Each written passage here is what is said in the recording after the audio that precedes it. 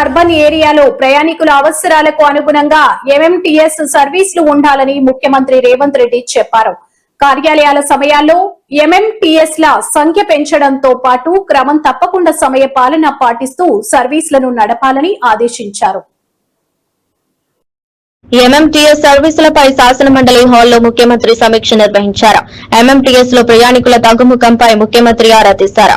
ప్రధానంగా ఎంఎంటీఎస్ స్టేషన్ల వద్దకు ఆర్టీసీ బస్సులు వెళ్లేందుకు అవకాశం లేకపోవడం, స్టేషన్ లోపలికి ఉండటంతో అక్కడకు రాకపోకలు సాగించేందుకు వీలుగా మినీ బస్సులు నడిపే అంశాన్ని పరిశీలించాలని సూచించారు. ఎంఎంటీఎస్ స్టేషన్ లో ప్రయాణికులకు అవసరమైన అన్ని వసతులు ఏర్పాటు చేయాలని ఆదేశించారు. మెరుగైన వసతులున్నప్పుడే ప్రయాణికులు ఎంఎంటీఎస్ వైపు మొగ్గు చూపుతారని తెలిపారు. స్వీయ ఆదాయ వనరులు పెంచుకునేందుకు ప్రయత్నించాలని అధికారులకు సూచించారు.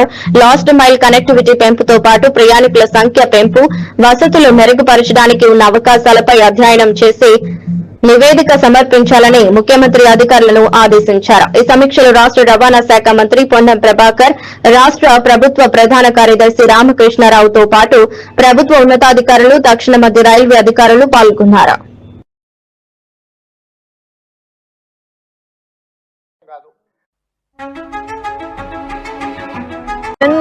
Concentrating on bringing in women to be a part of this biggest infrastructure project.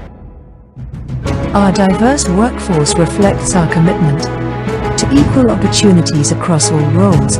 Last 12 years, I've been going through a lot of different stages. A woman was looked for is technical competence and confidence. As on date, it is 20% of CMRL in-house women employees. The entire operations, if we see, the outsourced women employees will be constituting definitely 50% of it. And shape the future of urban mobility. Amaravati రాజధాని చట్టబద్ధతపై AP ప్రభుత్వం కీలక అడుగులు వేసింది. అసెంబ్లీలో తీర్మానం చేసి కేంద్రానికి పంపాలని కేబినెట్